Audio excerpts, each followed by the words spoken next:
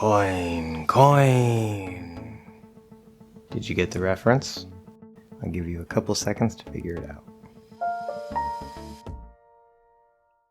Hi, I'm Josh, your American English guide, and that was a reference from Scooby-Doo. You know, the episode with the crazy mummy who's trying to get a coin and chasing them everywhere? Maybe not. I don't know if that was available in your country, if you grew up with Scooby-Doo like I did.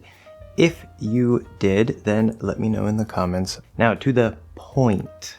Oi, point. To the point. We are talking about the oi sound, which is why I was saying coin, coin. We see 3 of our diphthongs on this chart actually end in the I position, the second vowel sound. What about the first position for this diphthong oi? Many places will tell you that it's supposed to be aw, that vowel that I don't really have, that is in the cot merger, the unmerged thing, so it's like ah and aw.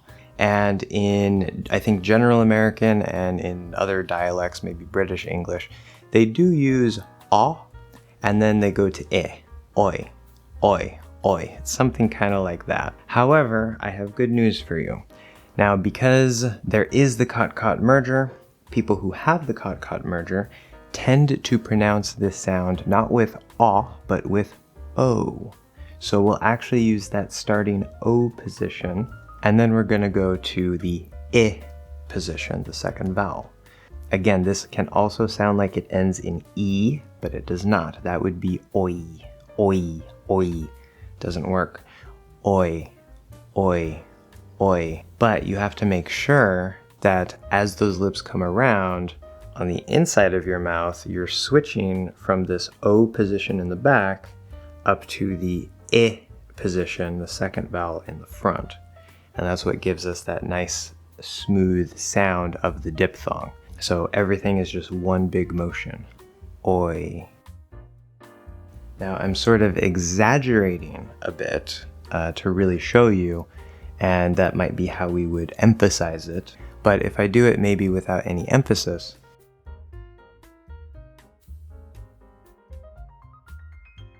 let's look at some example words and spelling patterns.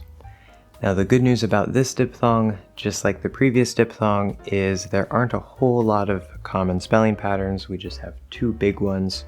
But again, of course, there are always exceptions. And just because you see these 2 spelling patterns does not necessarily mean it will be oi, but it's very likely. So our first spelling pattern is O-Y. For example, repeat after me. Toy, boy, soy, loyal, destroy. Now, also be careful. Make sure that you don't really over-exaggerate here. We don't want to open the mouth too much. We don't want to say like oi, oi.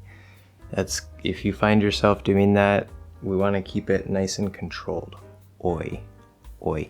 You do have to open enough to give space for the O, but you don't want to, it's not like a really open position sound. We're using the middle height. The second common spelling pattern is O-I.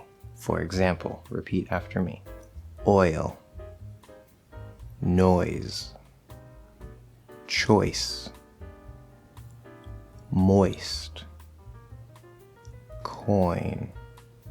And one more tip here, if you're trying to bring that O around, right, you might have noticed that maybe you were trying to say like oi, oi, oi.